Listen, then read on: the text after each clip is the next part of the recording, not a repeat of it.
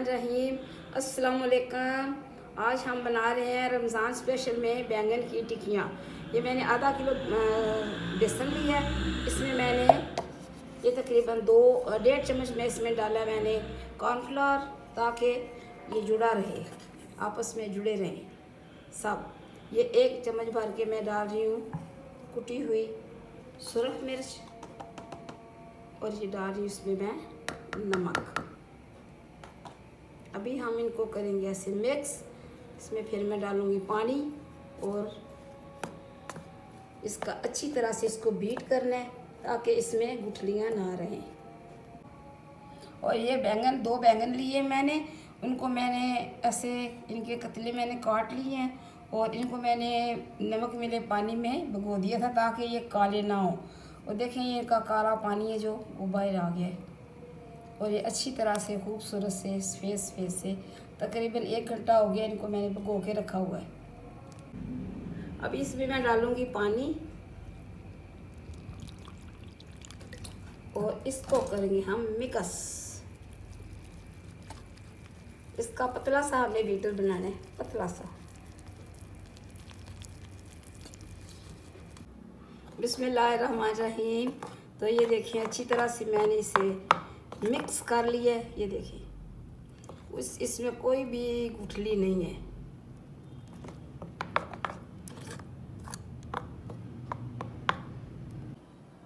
Oil अच्छी तरह से गर्म हो चुका है। अभी इसमें मैं डालने लगी हूँ बैंगन की टिक्कियाँ जो बनानी है हमने। बिस्मिल्लाह।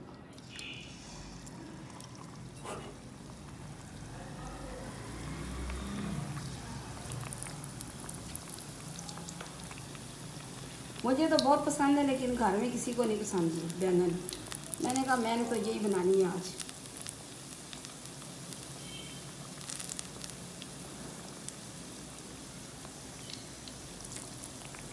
ये बजट में रहकर बनने वाली रेसिपीज़ हैं, इसलिए कि ये चीज़ें आम तौर पे हम रमज़ान मुबारक में इस्तेमाल करते हैं। सब्जियां भी आती हैं, सब कुछ आता है।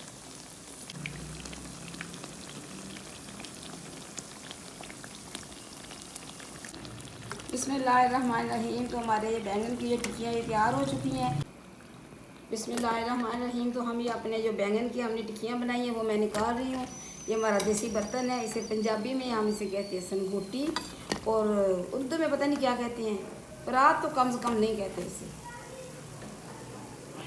चलिए बिस्मिल्लाहिर्रहमानिर्रहीम। और इसके साथ ही बना रहे हैं आलू के कटलस कह लो, टिक्कियाँ कह लो, जो भी कह ले। और ये रमज़ान मुबारक के में हम ख़ास तौर पे बनाते हैं, तो मैंने कहा चले ये भी हम रमज़ान स्पेशल में शामिल कर लेते हैं। अभी मैं इनको आलूओं को करूँगी इसमें डिप। इसमें डालेंगे घी, पहले से गर्म है। अगर इसमें आप डाल लें थोड़ा सा कॉर्नफ्लोर डाल लें, चावल का आटा डाल लें, तो ये बहुत ही क्रिस्पी से मज़ेदार से बनते हैं। और जो इसका जो बीटर है वो इसको हम जो बेसन वगैरह है वो इसके साथ अच्छा खासा चिपक जाता है। बस ये रमज़ान के दिन जिसके हूँ शुरू हो जाने पकौड़े समोसे, लेकिन अपनी सेहत का भी ख्याल रखें, ज़रूर खाएं, लेकिन सेहत के साथ साथ ग़िज़ाइयत का भी ख्याल रखें। वैसे कहते हैं कि जो शुगर वाले हैं उनको पकौड़े ज़रूर खाने चाहिए, इसलिए कि पकौड़ों में हर चीज़ डालते हैं, सब्जियां डालते हैं, उसके बाद उसमें डालते हैं प्याज, सब्ज़ मिर्चें, और हर किस्म की सब्ज़ी होती है। ये लें जी आलू की टिक्कियाँ, खुली थोड़ी सी नज़र आ रही है।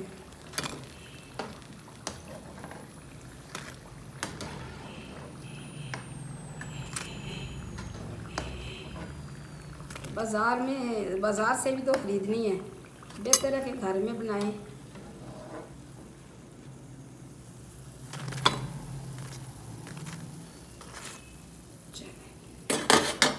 बिस्मिल्लाहिर्रहमानिर्रहीम। इसके साथ आप बना रहे हैं हम वेजिटेबल पकोड़े, यानी सब्जियों के पकोड़े।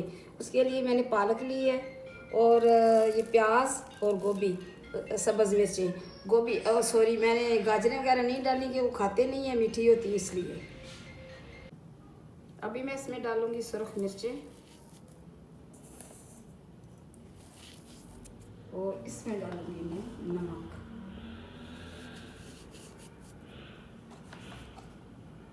और कोई चीज़ नहीं डालनी, कोई मसाला नहीं डालना। वैसे बहुत से लोग डालते हैं गरम मसाला, गरम मसाले का तो इस पकौड़ों में काम ही कोई नहीं, हल्दी का भी कोई काम नहीं है इसमें। मसाला हमने पकौड़ों के लिए अच्छी तरह से मिक्स कर ली है और अभी ये इसके हम अभी बनाएंगे पकौड़े। बिस्मिल्लाहिर्रहमानिर्रहीम।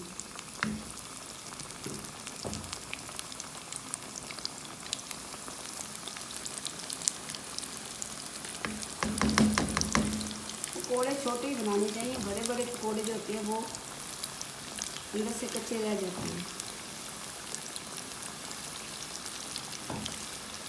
कुछ छोटे हैं कुछ बड़े हैं।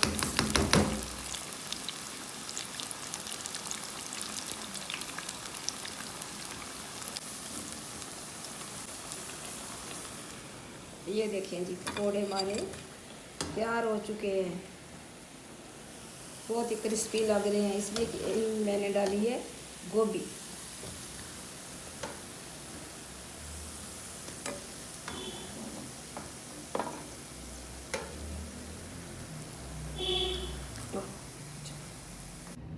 बिस्मिल्लाहिर्रहमानिर्रहीम। तो ये है हमारी आज की रमज़ान स्पेशल रेसिपी। इसमें मैंने आलू की टिक्कियाँ बनाई हैं, बैंगन की टिक्कियाँ और वेजिटेबल पकोड़े।